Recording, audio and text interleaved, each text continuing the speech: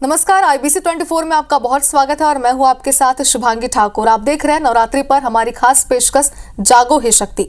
इस शो में हम 9 दिनों तक नारियां जिन समस्याओं से जूझती हैं उन पर बात करेंगे। तो आज का हमारा टॉपिक है, ये आपको बताते हैं। आज का हमारा टॉपिक है एंजाइटी और हाइपर टेंशन से कैसे बाहर निकले।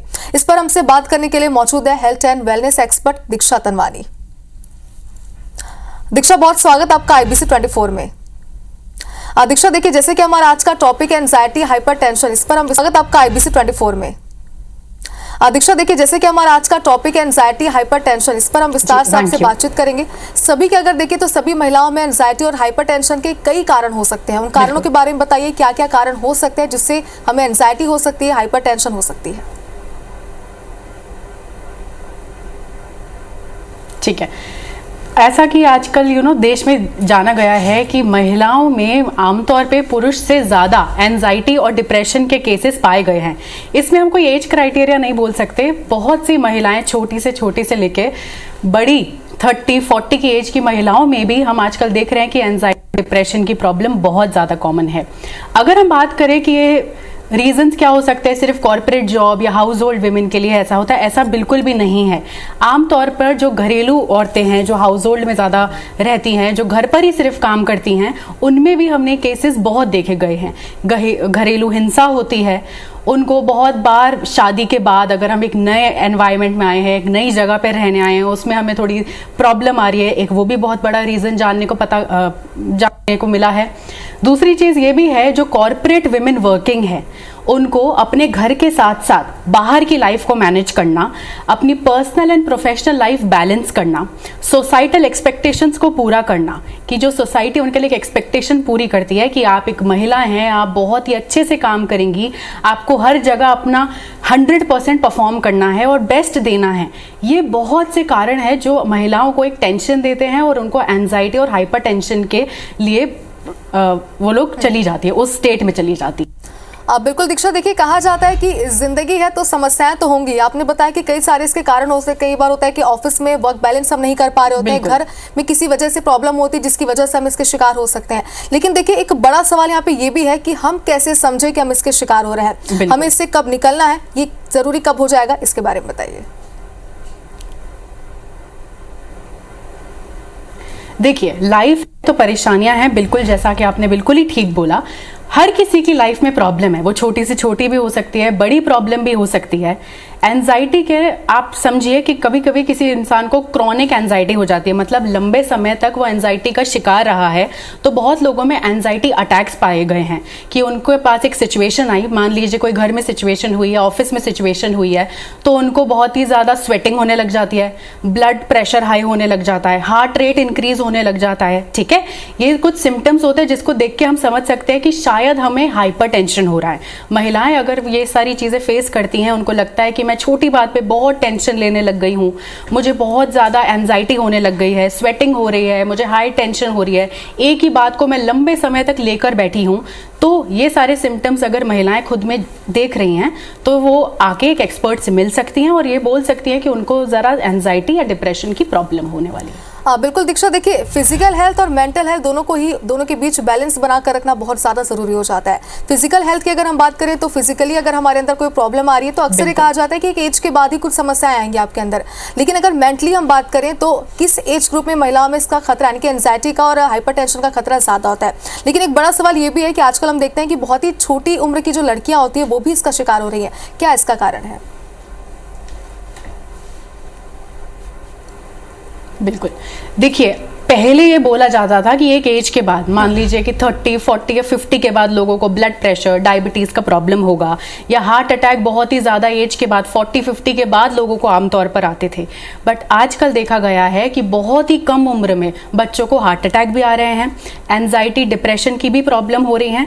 इसका जो एक मेन रीज़न है, देखिए इसका एक रीज़न नहीं हो सकता कि आपको कोई फिजिकल डिस्कम्फर्ट है, इसके बहुत रीजन्स होते हैं। कुछ ना कुछ इमोशनल रीजन्स भी होते हैं, मेंटल रीजन्स भी होते हैं, और कहीं ना कहीं जो बढ़ती हमारी खराब लाइफस्टाइल है, ये इसका बहुत ही बड़ा रीजन बनता जा रहा है।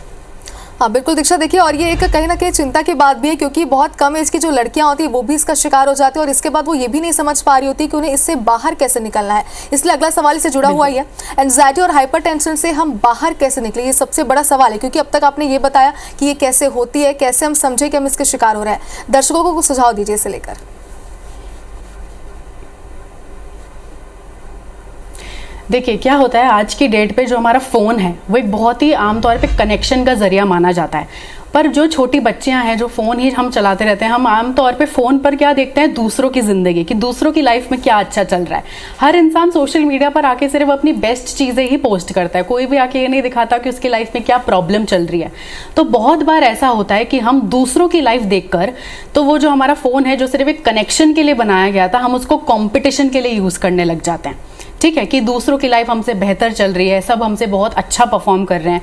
आमतौर पे जो छोटी बच्चियों में रीजन पाया गया है डिप्रेशन का, वो ज्यादातर यही है कि वो दूसरों की लाइफ देखती हैं कि वो कितनी ज्यादा अच्छी चल रही है और उनकी लाइफ में शायद कहीं ना कहीं प्रॉब्लम्स है। इससे बाहर निकलने के लिए हमको हमारी फोन को सिर्फ यूज करना है, उसका मिसयूज नहीं करना है। ज्यादा देर तक अपना फोन स्क्रॉल करते रहना, सिर्फ उसको दूसरों की लाइफ के लिए यूज करना, उस चीज के लिए हमारा फोन नहीं था। ठीक है, आप उसको यूज करिए, आप उसमें से अच्छी बातें ढूंढिए, आप उसको अपनी पढ़ाई के लिए यूज करिए। आपको अगर एंजाइटी डिप्रेशन से बाहर निकलना है तो आप अपने दिनचर्या में रोज कुछ ना कुछ, सबसे पहले तो एक एक्टिविटी इन्वॉल्व करें, एक फिजिकल एक्टिविटी। अगर आप 1 घंटे के लिए भी फिजिकल एक्टिविटी में इन्वॉल्व होते हैं तो वो आपको मेंटल, इमोशनल, फिजिकल तीनों बेनिफिट्स दे सकता है। हाँ बिल्कुल दीक्षा, जैसे कि देखिए आपने बताया, मुझे लगता है कि अक्सर हम हर चीज़ों का जिम्मेदार फ़ोन को ही मानते हैं, लेकिन फ़ोन जिम्मेदार नहीं है, बल्कि गलत तरीके से इसका इस्तेमाल करना ही एक जिम्मेदारी है कि हम इसे सही तरीके से इस्तेमाल करें ताकि इस तरीके की समस्याओं से हम आगे ना जूझें। दीक्षा, एक सवाल ये भी है कि हमने एंजाइटी अटैक के बारे में काफ़ी कुछ सुना है, अगर ये आए तो इसे हम खुद को कंट्रोल कैसे कर सकते हैं? ठीक है, एंजाइटी अटैक के क्या सिम्टम्स होते हैं? आप किसी सिचुएशन में हैं और आपको बहुत ही ज़्यादा स्वेटिंग हो रही है, आपका हार्ट रेट इंक्रीज हो गया है, आपका ब्लड प्रेशर इंक्रीज हो गया है, तो हम अपने क्लाइंट्स को एक टेक्निक देते हैं जिसको हम बोलते हैं बॉक्स ब्रीदिंग टेक्निक। ठीक है, इस टेक्निक में आपको क्या करना होता है, अगर आपको लगता है कि आपको बहुत ज़्यादा एंजाइटी, हाइपरटेंशन हो रहा है किसी सिचुएशन में, आप जहाँ पर भी हैं, ऑफिस में हैं, घर पर हैं, सिर्फ 2 मिनट के लिए खुद के साथ बैठकर एक बॉक्स ब्रीदिंग टेक्निक फॉलो करें, जिसमें आपको 4 सेकंड के लिए इनहेल करना होता है। 4 सेकंड के लिए इनहेल करेंगे, 4 सेकंड के लिए वो ब्रेथ को कंट्रोल करेंगे, फिर वापस से 4 सेकंड के लिए एक्सहेल करेंगे और 4 सेकंड का पॉज लेंगे। तो 4-4 सेकंड का एक बॉक्स बनाकर हम उस पर ब्रीदिंग करेंगे। इसका फ़ायदा कैसे होता है, हमारा जो भी सिचुएशन है जिसने हमें टेंशन दी है, स्ट्रेस दिया है, हम उस टेंशन से थोड़ा सा ध्यान भटका कर वो 4-4 सेकंड पे फोकस करने लग जाते हैं। तो हमारा अटेंशन दूसरी जगह जाकर हमारे स्ट्रेस को कम करने का काम करता है। हाँ बिल्कुल दीक्षा, ये टेक्निक जो आपने बताई मुझे लगता है ये काफ़ी कारगर साबित होगी हमारे दर्शकों के लिए भी। लेकिन देखिए अगर मैं बात करूँ अब डिप्रेशन की, तो पहले ऐसा होता था कि काफ़ी रेयर ये प्रॉब्लम थी, मतलब लाखों में किसी एक को डिप्रेशन की प्रॉब्लम होती थी। लेकिन आज जो ज़िंदगी हमारी हो चुकी है, जो लाइफस्टाइल हम अपना रहे हैं और जो भाग दौड़ भरी जिंदगी है, इसमें हम देखते हैं कि ज़्यादा से ज़्यादा लोग डिप्रेशन के शिकार होते जा रहे हैं।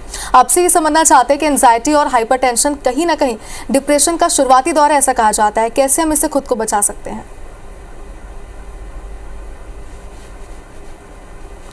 देखिए पहले क्या होता था ना, हमारे पास इतने ज़्यादा कनेक्शन नहीं होते थे, internet connection, TV connection, phone. तो इंसान हमेशा अपने दिनचर्या में से काम करके, मान लीजिए हमने सुबह से लेके काम किया 1-2 बजे तक, दोपहर तक, फिर हमारे पास कुछ ना कुछ फ्री टाइम ज़रूर होता था जिसमें हम कुछ अच्छा काम कर लें, कुछ नया सीख लें, कुछ अपने फ्रेंड्स के साथ टाइम स्पेंड करें। ठीक है, बट आज की डेट पे क्या है, कोई भी इंसान 2 मिनट के लिए भी अगर फ्री होता है तो वो अपना फ़ोन स्क्रॉल करने लग जाता है। ठीक है, तो इससे क्या हो रहा है, आप खुद के साथ ही बिल्कुल समय नहीं बिता रहे हैं। आप 2 मिनट के लिए भी फ्री हैं, आप अपना फ़ोन स्क्रॉल कर रहे हैं, आप अपने आप के साथ बिल्कुल टाइम नहीं स्पेंड कर रहे हैं। ठीक है, एंजाइटी और हाइपरटेंशन को बिल्कुल डिप्रेशन का शुरू वाला दौर माना जा सकता है, क्योंकि अगर हमें क्रॉनिक एंजाइटी इश्यूज रहे हैं, अगर आपको कभी कभी किसी बहुत ही गंभीर सिचुएशन में एंजाइटी हो रही है तो उसका कोई प्रॉब्लम नहीं। ठीक है, हर इंसान को कभी कभी प्रॉब्लम हो सकती है, किसी सिचुएशन में नर्वसनेस लग सकती है, but chronic stress and anxiety अगर आपको रहा है, क्रॉनिक मतलब लंबे समय तक, बहुत सालों तक अगर आपको रहा है और आपको एंजाइटी अटैक्स आते हैं, एंजाइटी के अटैक्स आते हैं, वो आपको कभी कभी किसी सिचुएशन में आते हैं। डिप्रेशन एक स्टेट ऑफ बीइंग होता है, मतलब आप लंबे समय तक एक बहुत ही सैडनेस वाले स्टेट में ही हैं। आपको कुछ अच्छा नहीं लगता, आपको अपना पसंदीदा खाना खाना अच्छा नहीं लगता, आपको लोगों से मिलना अच्छा नहीं लगता, आपको बस अकेले एकांत में रहना ही अच्छा लगता है। अगर कोई इंसान इस स्टेट में आ चुका है तो हम बोल सकते हैं कि वो एक डिप्रेशन की स्टेट में आ चुका है। हाँ बिल्कुल दीक्षा, जैसे कि आपने बताया, मुझे कहीं ना कहीं ये लग रहा है कि अक्सर खुद को टाइम देने का मतलब हम ये समझते हैं कि हम आराम से फ़ोन चलाते रहते हैं, स्क्रॉल करते रहते हैं, मूवीज़ देखते हैं, लेकिन खुद को टाइम देने का मतलब कुछ और ही होता है, जिसे समझना बहुत ज़्यादा ज़रूरी है। दीक्षा, अगर हमें एंजाइटी की समस्या है तो हम अपना डेली रूटीन कैसे रखें, क्योंकि इसके पहले भी आपने ये कहा कि रूटीन सही होना सबसे ज़्यादा ज़रूरी है, इसलिए हमारे दर्शकों को ज़रा बताइए कि वो अपनी लाइफस्टाइल कैसे रखें। बिल्कुल, as a health and wellness coach जो मेरा अप्रोच रहता है अपने क्लाइंट्स के लिए, वो सिर्फ उनको बीमारी से ठीक करना, मतलब सिम्टम्स को ठीक करना नहीं रहता है। उसके लिए मैं उनको पूरी डाइट, लाइफस्टाइल प्लान, उनका डेली रूटीन, उनका खाना पीना कैसा होना चाहिए, उनका मानसिक तौर पे वो क्या सोचने चाहिए, उनका इमोशनल वेलबींग क्या होना चाहिए, इन सब चीज़ों पे उनको हेल्प करती हूँ। सुबह उठने के बाद आप कुछ समय एक फिजिकल एक्टिविटी में ज़रूर बिताइए। अगर आपको लगता है कि आप घर में ही रहते हैं, आप एक हाउसवाइफ हैं, तो प्लीज़ रोज़ आधा घंटे के लिए घर से बाहर ज़रूर निकलें। अगर आप एक क्लोज एनवायरनमेंट से बाहर निकलेंगे, एक नए एनवायरनमेंट में जाएंगे, वो आपके थॉट प्रोसेस को चेंज करेगा। आपके जैसे ही थॉट्स चेंज होंगे, आप नेचर में जाएंगे, आपके अंदर एक पॉजिटिव थिंकिंग आएगी, आपको बहुत ही ज़्यादा कामनेस फील होगी, आपको एंजाइटी, स्ट्रेस से थोड़ा सा रिलीफ वहीं पर मिल जाएगा। ठीक है। और अगर आप एक कॉर्पोरेट एम्प्लॉय हैं, आप हमेशा वर्किंग करते रहते हैं, तो भी आप अपने ऑफिस जा रहे हैं और आप एक क्लोज एनवायरनमेंट में ही हैं, तब भी आप ज़रूर ट्राई करिए कि आप रोज़ सुबह निकल के फ्रेश एयर लेने के लिए और थोड़ा सा नेचर के पास जाने के लिए घर से बाहर ज़रूर निकलें। तो एक फिजिकल एक्टिविटी रखना, घर से बाहर जाना, फ्रेश एयर लेना, ये सबसे ज़्यादा ज़रूरी है। बिल्कुल, फिजिकल एक्टिविटी जो है वो सबसे ज़्यादा ज़रूरी है। हमें भी ये लगता है हमारे दर्शकों को इससे बहुत सारी सीख मिलेगी। दीक्षा, अभी तक हमने बात की एंजाइटी के बारे में, डिप्रेशन के बारे में और हाइपरटेंशन के बारे में। आगे भी इसके लिए कई सारे सवाल हमारे पास है आपके लिए और कई सारी जानकारी भी हम आपसे लेना चाहते हैं। दीक्षा, आगे बढ़ते हैं। दीक्षा, देखिए, आज की डेट में जो महिलाओं की अगर हम बात करें तो जो बाहर निकल कर काम करती है, उनके लिए वर्क लाइफ को बैलेंस करना और पर्सनल लाइफ, इन दोनों को ही बैलेंस करना सबसे ज़्यादा मुश्किल काम है, कहें कि एक बड़ा टास्क ही है। इसके बारे में आप उन्हें क्या सलाह देना चाहेंगे, कैसे हम इन दोनों को बैलेंस कर सकते हैं? बिल्कुल, देखिए, जो भी महिलाएं बाहर जाके काम करती हैं, उन लोग के लिए मैं बस एक ही सलाह देना चाहती हूँ कि उनको एक सेल्फ केयर की प्रैक्टिस हमेशा अपने लाइफ में रखनी चाहिए। सेल्फ केयर का मतलब ये नहीं होता है कि आप पूरा दिन खुद के साथ बिताएंगे या आप बहुत सी चीज़ें करें, बहुत ही छोटी छोटी चीज़ें करके रोज़ की दिनचर्या में, कि आप सुबह गर्म पानी पी लीजिए, ठीक है, आप अपनी बॉडी पे ऑयल मसाज करिए और फिर नहाने जाइए, ठीक है, आप कुछ ना कुछ हर्बल टी लीजिए अपनी लाइफ में। अपने आप को समझिए कि आज आपको किस चीज़ की ज़रूरत है, आपकी बॉडी की क्या रिक्वायरमेंट है। थोड़ा सा पॉज लीजिए और अपनी बॉडी के बारे में थोड़ा सा समझने के बारे में ट्राई करिए कि आपकी बॉडी की क्या रिक्वायरमेंट है। उसके हिसाब से अपनी सेल्फ केयर प्रैक्टिसेस रखिए। थोड़ा सा टाइम निकाल कर फिजिकल एक्टिविटी, जैसे मैंने आपको बोला कि उनको फिजिकल एक्टिविटी तो ज़रूर करनी चाहिए, बाहर जाके वॉक करना चाहिए। और सबसे बड़ी बात यह है कि उनको कभी ना कभी अपनी वर्क लाइफ बैलेंस करने के लिए एक बाउंड्री सेट करनी चाहिए कि अगर मैं बाहर जाती हूँ काम करने के लिए तो मैं सारा टाइम ऑफिस को नहीं दे सकती हूँ। मेरी एक बाउंड्री है कि ये टाइम मेरे अब घर का आने का टाइम हो चुका है, ये टाइम अब मेरे पर्सनल लाइफ का टाइम हो चुका है। तो एक बाउंड्री सेट करना सबसे ज़्यादा इम्पॉर्टेंट है। बिल्कुल, मुझे भी लगता है कि बाउंड्री सेट करना सबसे ज़्यादा ज़रूरी है, क्योंकि दीक्षा, अक्सर हमें देखते हैं कि, या हम अपनी भी बात करें अगर, तो हम कई बार ऑफिस से कुछ चीज़ों को लेकर घर चले जाते हैं, वो हमारे दिमाग में चीज़ें चलती रहती है, और घर की चीज़ों को लेकर ऑफिस में आते हैं। इससे हम दोनों को बैलेंस नहीं कर पाते और ये हमारे लिए बहुत मुश्किल साबित हो जाता है। दीक्षा, एक सवाल ये भी, जैसे कि हमने पहले ही कहा था कि जिंदगी में समस्याएं सभी की है, सबकी अलग अलग ज़रूर हो सकती है, पर है सभी की। लेकिन कई बार ये होता है कि हम कुछ चीज़ों को अपने ऊपर इतना ज़्यादा हावी कर लेते हैं, जितनी बड़ी समस्या है नहीं, हम उसे बना देते हैं। कैसे हम इसे कंट्रोल कर सकते हैं? ठीक है, देखिए, इसका बस एक तरीका होता है। क्या होता है, किसी की भी जो लाइफ है वो सिर्फ एक माइंडसेट और अप्रोच पे डिपेंड करती है। कई लोग आपने देखे होंगे जिनकी लाइफ में बहुत बड़ी से बड़ी समस्या आ जाती है, बट वो उसको हल करके कुछ बड़ा अचीव कर लेते हैं। और हमने बहुत सारी ऐसी मूवीज़ भी देखी है, उसमें हम एक चीज़ हमेशा कॉमन फाइंड करते हैं, वो है कि बचपन से ही ये इंसान बहुत बड़ा सोचता था, कुछ बहुत अच्छा करने का सोचता था। ठीक है, तो जो भी इंसान जिसकी लाइफ में प्रॉब्लम्स आती हैं उसको डील करने का एक ही तरीका है कि आपका माइंडसेट क्या है, आप किस तरीके से सोचते हैं, आपका पॉजिटिव आउटलुक है कि नहीं चीज़ों के लिए। बहुत लोग एक छोटी सी प्रॉब्लम, एक खरोच भी आ जाती है तो बोलने लग जाते हैं, अरे मेरे साथ ही क्यों हुआ, भगवान मेरे साथ ही गलत क्यों करते हैं। बहुत लोग हमने ऐसे देखे हैं, हमारे दोस्त में भी, जो हमको बोलते हैं कि मेरे साथ ही ऐसा क्यों होता है। बट ऐसा नहीं होता है, सबकी लाइफ में प्रॉब्लम आती है, प्रॉब्लम अलग तरीके की हो सकती है लाइफ में, बट आपका माइंडसेट और आपका अप्रोच क्या है उस चीज़ के लिए, वो बहुत ज़्यादा इंपॉर्टेंट है। तो मैं एक बात बोलना चाहती हूँ सभी दर्शकों को कि एक पॉजिटिव अप्रोच रखने की बहुत ज़रूरत है।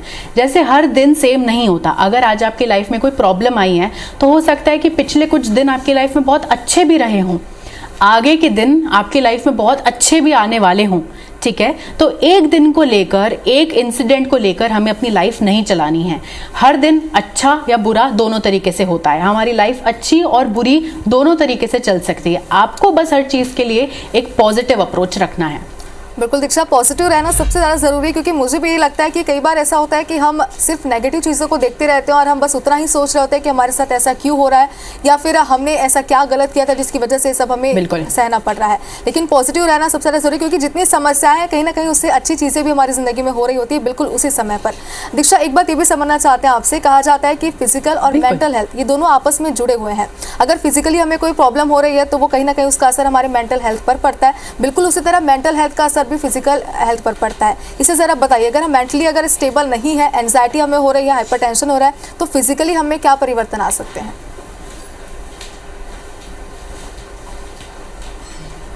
बहुत ही अच्छी बात उठाई है आपने, बहुत ही अच्छा टॉपिक आपने उठाया है।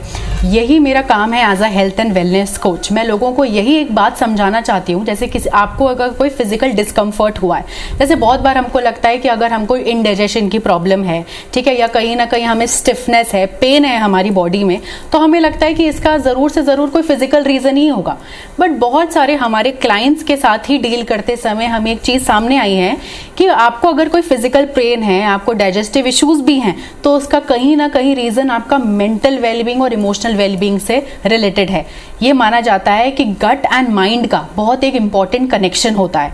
आपका माइंड एंड गट कनेक्टेड रहते हैं। गट मतलब हमारा पाचन क्रिया, हमारा डाइजेस्टिव सिस्टम। ठीक है, अगर आप अच्छा सोचते हैं तो आपकी पूरी बॉडी अच्छी रहती है। अगर आप फिजिकल एक्टिविटी ठीक करते हैं, आपका माइंड ठीक रहता है। आप इमोशनली, मेंटली, फिजिकली तीनों तरीके से ही ठीक होने चाहिए, तभी हम बोलेंगे कि एक इंसान हेल्दी है। और as a health and wellness coach मेरा अप्रोच यही रहता है कि मैं आपको समझूं, आपकी समस्याओं को समझूं, उसके रूट कॉज तक जाऊं और आपको बताऊं कि आपकी जो समस्या है उसका कारण क्या है। तो हम उसको मेंटल चीज़ें को ठीक करके या इमोशनल चीज़ों को ठीक करके या फिजिकल डिस्कम्फर्ट्स हटा के आपको एक हेल्दी पर्सन कैसे बना सकते हैं। हाँ बिल्कुल दीक्षा, देखिए आपने कई सारी सलाह में दी और एंजाइटी से कैसे हम बच सकते हैं, इसके उपाय क्या है ये भी आपने बताया। लेकिन देखिए एक सबसे ज़रूरी सवाल ये भी है कि एंजाइटी से कब तक हील हुआ जा सकता है, इसके बारे में ज़रा बताइए। हील होने का प्रोसेस क्या होता है? देखिए, ये हर एक इंसान पे अलग तरीके से डिपेंड करता है। ठीक है, ये बहुत सारे फैक्टर्स इसके लिए इंपॉर्टेंट होते हैं। आपकी एज क्या है, आपके आसपास का एनवायरनमेंट क्या है, आपको ये एंजाइटी या हाइपरटेंशन की प्रॉब्लम कब से रही है, आपके एंजाइटी या हाइपरटेंशन के रीज़न क्या रहे हैं। ये सारे फैक्टर्स बहुत इंपॉर्टेंट है ये डील करने के लिए कि आपका एंजाइटी डिप्रेशन कब तक ठीक हो सकता है। एक और बात हम जो बहुत अच्छे से समझते हैं और लोगों को भी समझाते हैं वो ये है कि एक इंसान एक फैमिली में रहता है, एक एनवायरनमेंट में रहता है। तो एक इंसान को ठीक करना तब तक ही मुमकिन है जब तक उसका एनवायरनमेंट बहुत ज़्यादा पॉजिटिव ना हो। मान लीजिए मेरे पास कोई पेशेंट आया जो एंजाइटी और हाइपरटेंशन से डील कर रहा है, मैंने उससे बहुत सारी समस्याएं पूछी, तो उसका कोई फैमिली कंसर्न ही है, मैं उसको ठीक करने की बहुत कोशिश कर रही हूँ, बट वो वापस घर जाते हैं और उनको वही एनवायरनमेंट मिलता है जो उनको एंजाइटी या डिप्रेशन दे रहा है। ठीक है, कोई ना कोई रीज़न हो सकता है, कोई खराब रिलेशनशिप हो सकता है आपका किसी के भी साथ अपने घर में। ये बहुत ज़रूरी है कि उस इंसान के आसपास के लोग, उनकी फ्रेंड्स, फैमिली और इनका एनवायरनमेंट कैसा है। तो हम उन लोगों को कितनी जल्दी और कितने बेहतर तरीके से ठीक कर सकते हैं। बिल्कुल दीक्षा, देखिए आप हमारे साथ जुड़े, आपने एंजाइटी को लेकर और हाइपरटेंशन को लेकर, साथ ही डिप्रेशन को लेकर के भी कई सारी बातें हमने कही। मुझे उम्मीद है कि जो महिलाएं हमारे साथ इस वक्त जुड़ी होंगी, जो पूरे दर्शक हमारे साथ जुड़े हैं, उनके लिए बहुत कारगर साबित होगी और वो जरूर आपने जो बताया है उस उपाय को फॉलो करेंगे। बहुत शुक्रिया आपका हमारे साथ जुड़ने के लिए। और इसी के साथ हमारी खास पेशकश में फिलहाल इतना ही। आप देखते रहिए IBC 24। नमस्कार।